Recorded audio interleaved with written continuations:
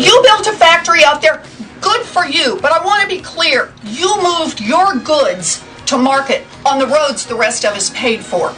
People forget that's Elizabeth Warren before she launched her Senate campaign in Massachusetts. That video went viral, and they loved it on the left. All the progressives and liberals on the other, they couldn't get enough of it, and it led to President Obama saying this. If you got a business, that you didn't build that. No, you sure didn't, and it leads us now to Hillary Clinton on the campaign trail saying this. Don't let anybody tell you that,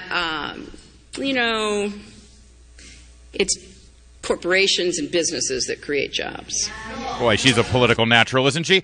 And where's the conservative? Where's the capitalist? Where's the champion of entrepreneurship and champion of the free market society that we live in right now, our economy? Where's the one pushing back against these big voices on the left? Well, who would that be? Yeah, I only know of one person, and that's our next guest, Michelle Malkin, a champion of the free market, and her brand new book, Who Built That? Awe-inspiring stories of American Tinkerpreneurs? I'm just bad at that word because I think it was made up. Michelle Malkin, thanks for joining us. Thank you, gentlemen. It's good to join you. Well, the word was made up, but for a good reason, yes. Right? What's a tinkerpreneur, and why are you championing them, and why aren't we seeing politicians do the same? Well, a tinkerpreneur is not your average extraordinary inventor whose name is worldwide famous and known throughout history. A tinkerpreneur is your obscure garage tinkerer who worked on a product that is so mundane that it's taken for granted. Things of convenience like toilet paper and bottle caps and wire rope. And I really was prompted by all of that collectivist poison that you just played, the grievance politics, the wealth shaming that has so thoroughly saturated the public square. I was motivated to do it, I think, in part because I am a failed tinkerpreneur myself, one of those people who's always trying to make something, whether it's a crystal radio or a soda bottle submarine for the kids, and I'm an abject failure at it.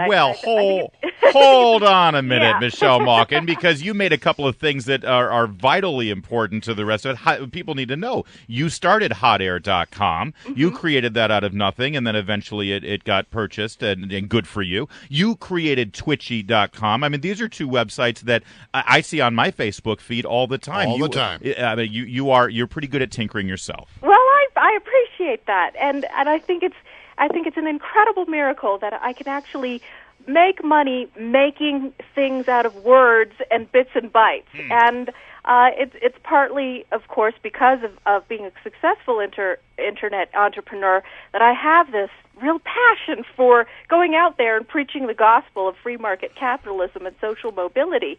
But I've always been I think a mathematically challenged Asian American and a frustrated engineer wannabe. So those are the kinds of people that I chose to highlight on the book. Well, let me ask you, though, what is it about the American experiment? You talk about American exceptionalism all the time, and that term gets tossed around.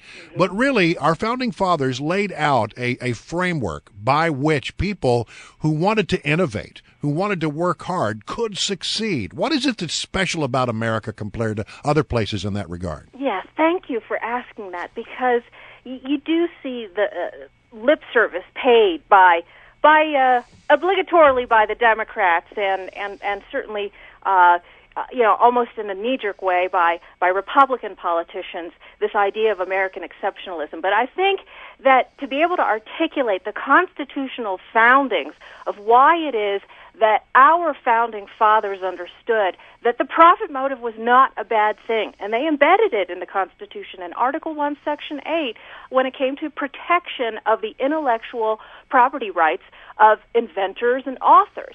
And I think understanding this and defending it is so important.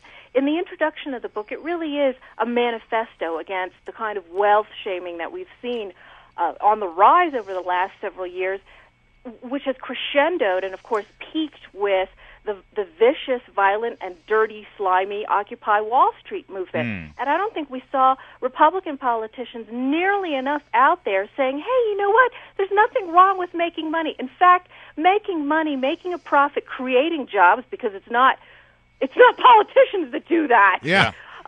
Is not only is it not a bad thing, but in fact that's what benefits the public good, and that it's all of these people who want to shame inventors and entrepreneurs who have turned the American dream and the American legacy on its head. Yeah, you know, I love the story that you talk about in your book about the guy who said, well, you know, there's this thing called a flashlight. I mean, everybody, you know, when you were a kid, you bought these little $4 flashlights, you know.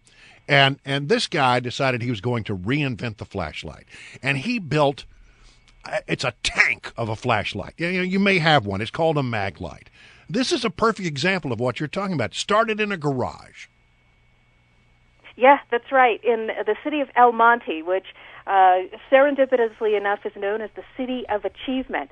Anthony Maglica, who's the feature of Chapter 1 of the book, came here with absolutely nothing from a tiny little island off of Croatia called Zlaren, could barely speak English, taught himself, was so adamant about learning the language from a dictionary, had $120 in his pocket, and moved across the country from New York through Denver, Colorado, on to California, and established this incredible business out of a very simple idea. Flashlights shouldn't be so crappy and flimsy. They should look beautiful. They should be functional on many levels. And I think it's important because I talk about how so many of these tinkerpreneurs were self-taught and self-made, and a lot of the skills they learned were not acquired in public schools. Yeah. Michelle Mock, by the way, I always thought El Monte, the town motto was, this is the place you get off the Pomona Freeway to get gas. But listen, there's another meme out there coming from the left, coming from President Obama, that I would love for you to attack. This was him just about 10 days ago talking to Georgetown University. It was a poverty summit. If we can't ask from society's lottery winners to just make that modest investment, then really this conversation is for show. If we can't, and they loved it there in Georgetown. That idea of society's lottery winners. I meet people who are wealthy and successful, and they're conservative, and they'll be all humble. They'll be human. I've been lucky in my life. I've been fortunate. No, they haven't, and they know better. They know that they worked their tails off, and they had to go through hard times to make their fortune. Why don't they stand up for themselves? Why do they buy into this meme that in some way they've just won the lottery? Yeah, well, this is exactly what I'm talking about with wealth shaming, and at some point it's like Stockholm syndrome. Successful, wealthy people in this country start to buy it because everybody is saying it, and Obama goes to Georgetown University, and the ivory tower eats it up. And you're supposed to hang your head because somehow, yes, you have worked harder. Yes, you are smarter. Yes, you have done better. But shame, shame, shame on you. There are a couple of things about the context of those remarks, too, that are really important. One is that he specifically singled out hedge fund managers who, by the way, have contributed hundreds and hundreds of millions of dollars to his campaign. Yes. And what was he doing? The context was just the same as the context was when he made a very similar remark about how, quote, at some point you have earned enough money. In both cases, he was lobbying for hiking taxes by huge amounts, punitive taxes on the wealthy. And then, of course, we had Bernie Sanders just yesterday talking about how the same thing, too much money and too many choices. What did he say? The problem is that children are hungry because there are 23 different kinds of deodorant on the shelf. I know. Teed it up perfectly for me because we've gone from you didn't build that to you don't need that. Yeah. Thank you, Michelle Malkin. Michelle, keep fighting the good fight. Yeah. Always too, great to guys. have you. Don't be a stranger. Yeah, Congratulations on the new book. Come talk to us more appreciate it. often. We like having you on. Tinkerpreneurs. It's Take called care, Who gentlemen. Built That? Awe-Inspiring Stories of American Tinkerpreneurs. Tinkerpreneurs.